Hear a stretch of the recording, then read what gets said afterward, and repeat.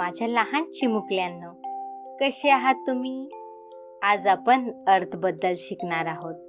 मागच्या व्हिडिओमध्ये आपण 7 कॉन्टिनेंट म्हणजेच खंड कोणते ते पाहिलं. आता आपण 5 ओशियन म्हणजेच महासागर कोणते ते पाहूया. चला तर मग सुरू करूया.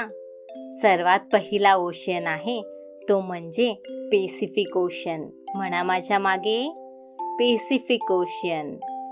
पॅसिफिक ओशन हा सर्वात मोठा ओशन आहे आणि तो एवढा मोठा ओशन आहे की त्याच्या आत जगातील सर्व जमीन बसू शकते.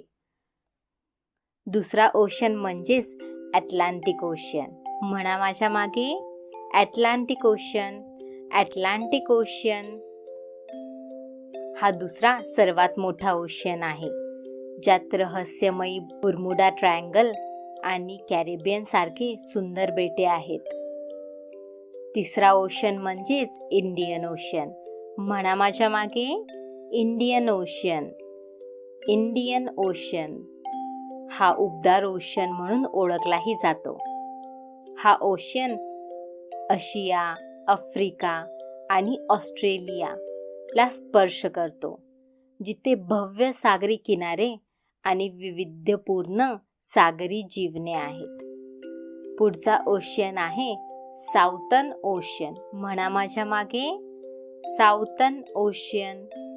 साऊथर्न ओशन अंटार्क्टिका कॉन्टिनेंटच्या सभोवतालचा हा महासागर अतिशय थंड आहे, परंतु खूप महत्त्वाचा आहे, जो की इतर ओशनमध्ये प्रवाहांना मदत करतो.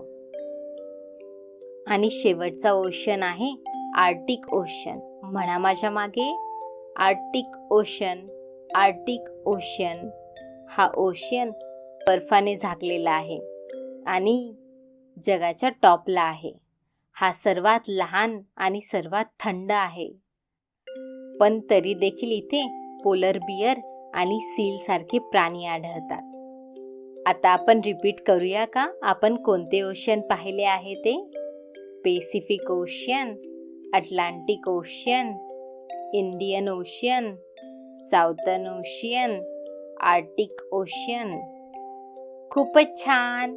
आता आपण पुढच्या व्हिडिओमध्ये भेटूया. Bye bye.